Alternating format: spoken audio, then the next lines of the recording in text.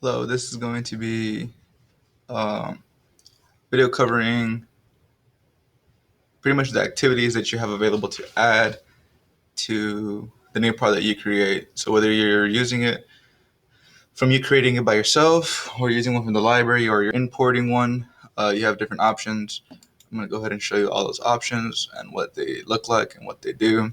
So I have already placed a whole bunch of them into a slide. So this first one right here is the actual slide within the program. When I go to edit, I'll show you all of these things. So instead of importing a Google slide, you can just create a slide from the actual program. Next, you have a video. You can import a video, and you could, like I said, add activities into it. So this is a video. Real Introducing quick and easy, Nearpod. 153, not that long. And like I said, you can add activities into it. I'll show you that once again in a little bit.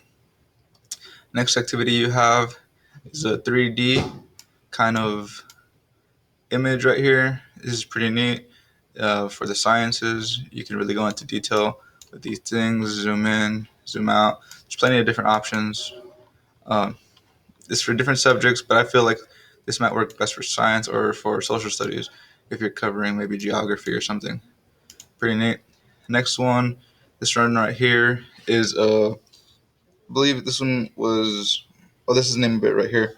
I'm not too sure how to pronounce that, but essentially you can uh, run simulations, and if I increase the mass of this individual, start him again, should hopefully have more velocity, I'm assuming. Um, let's go no friction here. Yeah, so this is something that you can mess with on your end, kind of have the students mess with it as well, so that way they can run kind of simulations. There's different options for this as well. Next is I forgot the name of this, but this is it's for literature. They make like little vocabulary. That's what it's called. Hopefully y'all are familiar with that. They pretty much do like little raps or hip hop videos regarding subjects, vocabulary. So that's another option that you have.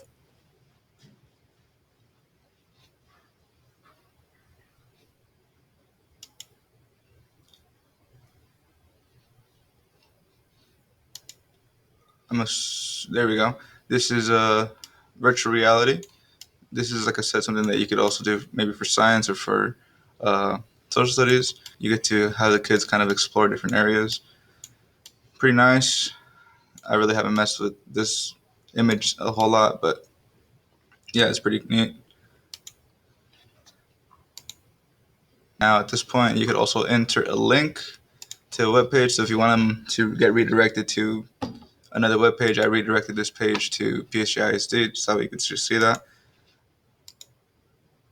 Next one is a poll. This one is something that you all probably are a little more familiar with. You can enter the poll at any point in time. A little quiz as well.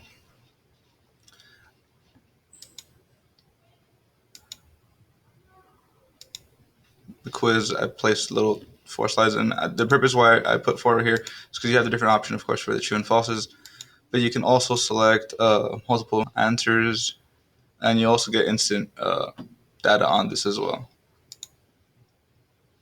Next one is fill in the blanks. This one, you just create a sentence, and they have a word bank down here, and you place it wherever you think it's correct. So let's say that I already do this right here. Obviously, this is incorrect. You place down, but you get that kind of feedback. But this is another option, word bank. And this one right here is the draw it. The people at Nearpod were really happy about this specific aspect of it. They think that this is going to be good for the kids to express themselves. You would know better than me in terms of how you can use this. But essentially, you put a prompt, and now I just go out there and I draw whatever, how I'm feeling. That's supposed to be a smile, my bad. Okay, so next one, memory test. This one right here, you select. Oh, wow. Yeah, so you just keep on going that way. It's like a little activity for the kids to do. And that's the last slide that I have. So now we're going to go into the actual editing of this. And you'll see what it looks like. So this is right here, this view. is what it looks like. So if I were to add, let's say that this was a lesson and I had, these are like content slides right here, and this is interactive slides. Or now I have all interactive in one content slide. Let's say that I wanted to add a content slide. I can add all of these right here. These are things that could be of value. So for instance, I'm gonna just go slide. And like I said, this is their version of a Google slide. So I put test point 2.0 rather, and then whatever, I'll put whatever information I want, save and add. And now that slide is saving there within the lesson that I have created. So let's say that I want to make this into a draw it. I could convert that into a draw it, very similar to this one over here. If I want this to just be information, then I have that there. So I had previously in other videos shown you like what an actual lesson looks like. So all you would be doing is adding these different activities into your lesson. You could also just go right here, add new content activity. This will add it at the very bottom. Activities. This is all the activities you have. I placed the ones that I think you would be using the most. So I kind of left out the time to climb. I also left out the flip grid. But if you want a video on that or further explanation on that, you can ask and I'll happily help. Graphic calculators, another one left out. PDF viewer, audio, sway, BBC video. Like I said, if you want more information on that, I'll be happy to provide those. I just feel like the ones that I have shown you are the ones that will be used the most. So let me go to another lesson. Check my time. Okay. So I'm going to create, actually I'm going to go from Nearpod library. So I'll show you different ways to do this. So you're going to go ahead and I'm going to go to an actual lesson. I go social studies. I'm going to select this one right here. I'm going to add to my lesson and then show in my lesson. Edit lesson. You guys duplicate if you'd like. That way you have the original and then your copy of it.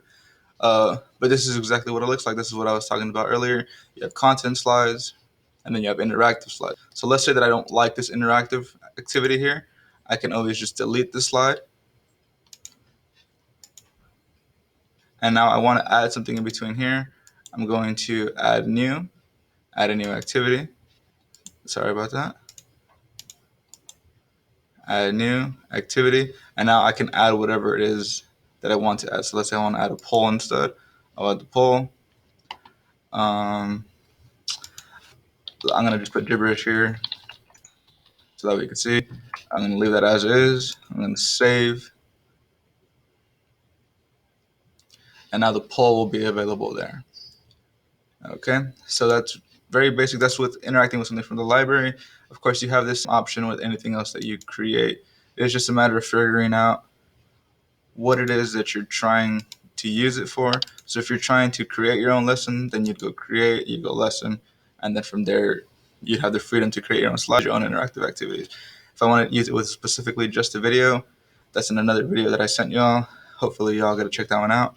So really the only time that you'll be using this is under lesson and under editing in the pod library. Hopefully this is helpful.